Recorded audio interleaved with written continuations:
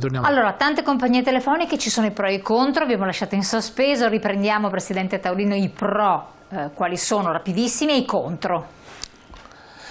Beh, allora, i pro, ricapitolando, i pro sicuramente sono la vantaggiosità delle offerte, cioè quindi si è aperto il ventaglio delle offerte, si è aperto il ventaglio dei venditori e quindi ci sarà chiaramente nelle loro lotte intestine, sicuramente il consumatore ne trae profitto per il discorso delle offerte.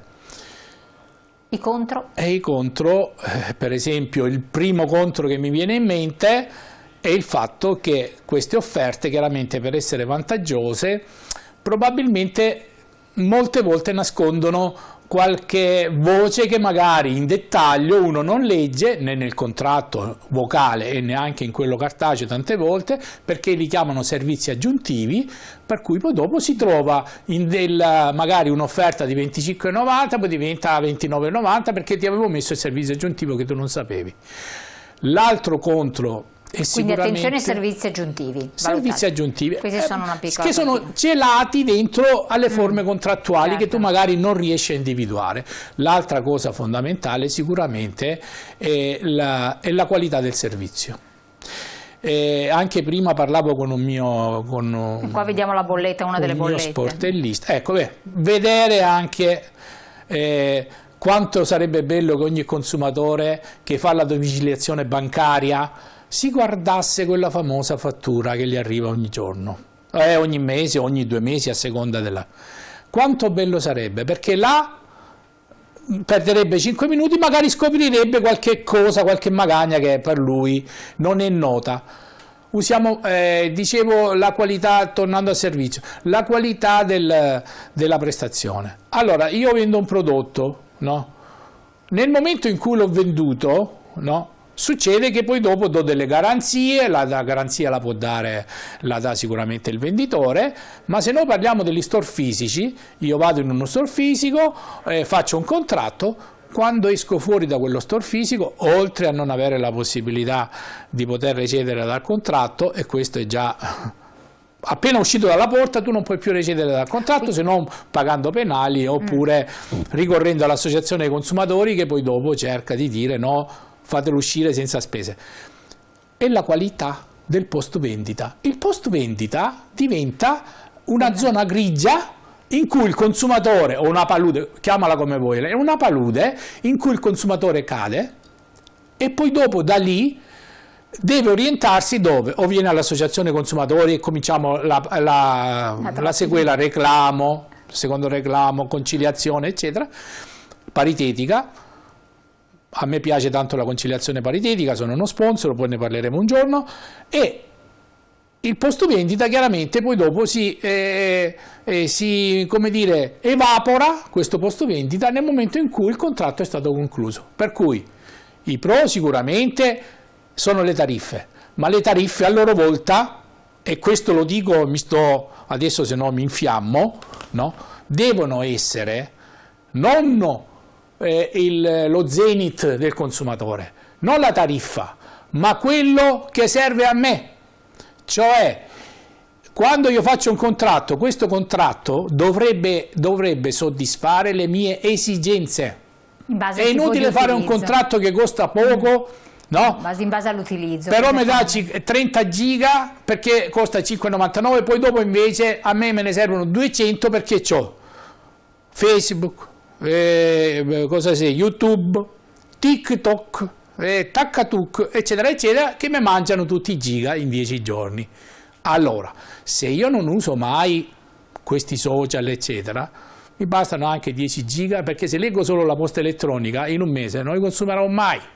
Però attenzione, quindi devono essere profilati, quindi caro consumatore, cerca di profilare. Infatti, buongiorno a voi e complimenti per l'argomento sulla telefonia. Dopo 2 anni mi sono reso conto che in ogni bolletta avevo servizi aggiuntivi di circa 1-2 euro. Immaginate voi dopo 2 anni che importo. Non li ho mai richiesti, ora gli ho tolti telefonando al gestore. Fate così tutti, dice Lorenzo. Anche questo effettivamente pochi centesimi o anche fino ad arrivare a 1 euro, 2 euro. Allora, 1 euro per 2 euro per 2 anni significano 12 fatture o 24 fatture a secondo se fossero mensili. 2 per 24 fa 50 euro, ma non è quello il principio di 50 euro. Il principio è che sono servizi aggiuntivi che loro chiamano, ma che io non ho mai richiesto. Sono servizi non richiesti. Se io andassi in conciliazione adesso per Lorenzo, al gestore, se non poi glieli tolgono subito adesso perché sanno che sono in difetto, no? E quindi già in fase di reclamo li tolgono, basta uno che telefona, eccetera. Ma ci sono quelli che poi dopo si sono trovati servizi aggiuntivi da centinaia, da migliaia di euro, dove è dovuto intervenire il conciliatore paritetico di ADOC o di Federconsumatori, di Adiconsum, per dire: caro amico, questo era un servizio non richiesto, per cui ritorniamo sempre da capo, i pro e i contro. Ma se io mi profilo un contratto, io ho già fatto la metà del lavoro, perché innanzitutto ha rispettato le mie esigenze. Cioè, voglio dire, se io prenoto una maglietta nera e mi arriva rossa... Chiaro, però no. Per esempio, io adesso faccio l'avvocato del diavolo, per esempio, mi profilo nel contratto, quindi mi dà i giga di cui teoricamente ho bisogno, mi dà questo, mi dà quello, e mi dice anche, visto che ne ho bisogno, ti do un cellulare nuovo, un picco pallino molto performante, eccetera. Risponde alle mie esigenze. Poi però nel servizio post vendita ho un problema, per esempio, non lo so, di qualche genere, è lì che sorgono le questioni, perché o non funziona l'aggeggio, oppure la rete non va tanto bene, oppure guarda caso che con quel cellulare la rete che hai scelto non è proprio, cioè ci sono sempre queste. Allora che cosa succede? Cioè sei profilatissimo, perché poi loro sanno come farti l'offerta ad hoc, però in quelle cose che loro ti aggiungono, di cui tu magari senti di aver bisogno, c'è l'inghippo, c'è il problema. Bene, tu mi stai chiedendo, perché là è giusto anche questo, tu mi stai chiedendo e mi dici: ma se mi danno dei servizi aggiuntivi, perché io li ho chiesti, se io li ho chiesti allora vuol dire che li ho chiesti, e potrebbe anche starci il fatto che magari il prezzo varia. Ma se tu mi fornisci servizi aggiuntivi, tipo per esempio ti regalo una SIM, no? Tu hai fatto un contratto con me di telefonia fissa, ti regalo una SIM, ti regalo, attivala. Nel momento in cui tu la attivi, quella SIM, no? Magari sarà per 6 mesi, dopo 6 mesi comincia a diventare a pagamento. Oppure... Ma ti viene detto, cioè te ne rendi conto? No, te ne dico. Allora ascoltami, la maggior parte ormai delle persone paga, ha sentito Lorenzo, pago con bonifico banca. Non mi sono mai reso conto perché non ha guardato la fattura. Se avesse guardato la fattura avrebbe trovato i 2 euro aggiuntivi. Ma uno dice: dai, l'estratto conto banca, guardo, poi 27 o 29 non ci faccio manco caso. Il servizio aggiuntivo, e qua voglio ritornare alla tua domanda, che sembra maliziosa, ma invece è il grimaldello per cui si deve arrivare anche a questo. Quando io vado in uno store e mi dicono: fai un contratto eccetera, la maggior parte, no, cerca di attirarti col terminale. Vorresti avere associato un terminale che è uno smartphone. Quindi un telefono sostanzialmente. Un telefono, te lo faccio pagare a 10 euro al mese, sta tranquillo, qual è il tuo problema? Ma non c'ho 1000 euro.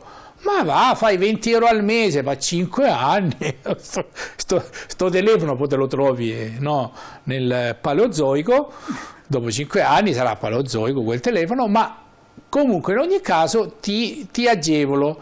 Quindi qual è stato il passaggio che hanno fatto le compagnie telefoniche? Non ti vendo solo un'utenza, ma ti vendo anche gli strumenti dell'utenza. Prima la Telecom ti dava la cornetta col coso e te lo metteva il telefono, te lo metteva in conto, 2,50 €. Eccolo qua, insieme al contratto telefonico ho acquistato un cellulare, mi arriva un altro modello e dopo segnalazione non me lo cambiano perché ho aperto il pacco e dovevo verificare l'esattezza del prodotto subito sulle specifiche esterne al pacco senza aprirlo. Cosa faccio? Allora, intanto bisognerebbe rivolgersi, sicuramente gli è arrivato con un corriere, i soliti corrieri, non faccio nomi e cognomi, i soliti corrieri. Effettivamente, caro amico, bisogna sempre visionare, almeno sull'esterno c'è il codice a barre con la descrizione del collo, eccetera, questo. Ma uno dice: mi sono fidato, eccetera.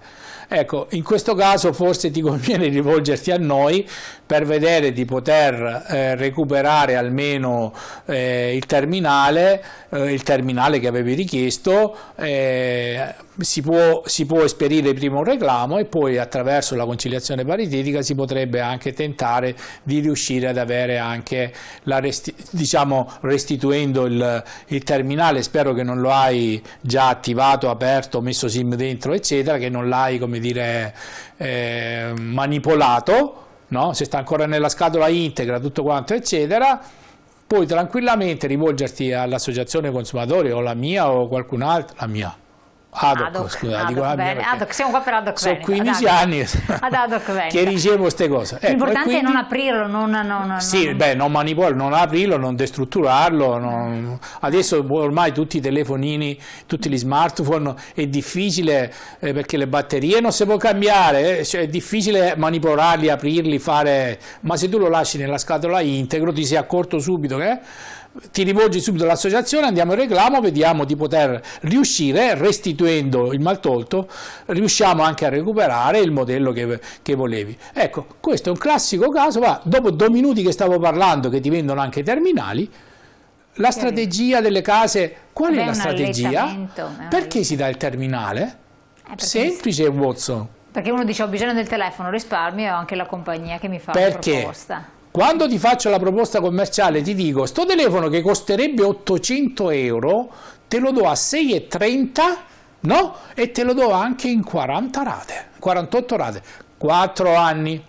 Cari amici che fate i contratti e vi prendete il terminale, cioè il mobile, telefonino, chiamatelo come volete, sappiate che poi dopo, nel caso voi, prima della scadenza delle rate del telefonino, dopo 2 anni per dire, vi decidete, dice ho trovato un altro gestore più bello, più bravo e più intelligente e fate la migrazione quando andate fuori, quel terminale, quel telefonino lo dovete pagare in un'unica rata velocemente, e molta gente che magari esce via dopo un anno si trova a pagare 600, ma non al prezzo che vi hanno dato di 630 euro, ma al prezzo pieno. Questa è l'altra cosa che dà più fastidio ancora, al prezzo pieno, quello di vendita del terminale in uno store normale. Quindi attenzione, non si può cambiare compagnia telefonica finché non si è finito di pagare certamente, quel bellissimo questo oggettino. È un problema di fidelizzazione.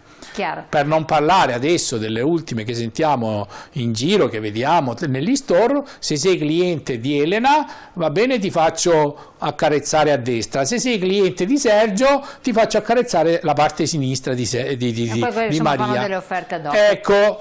Allora, sospendiamo guerra tra le compagnie. Va bene. Allora, dopo leggiamo anche il messaggio che era arrivato poco fa, rispondiamo subito dopo la pubblicità.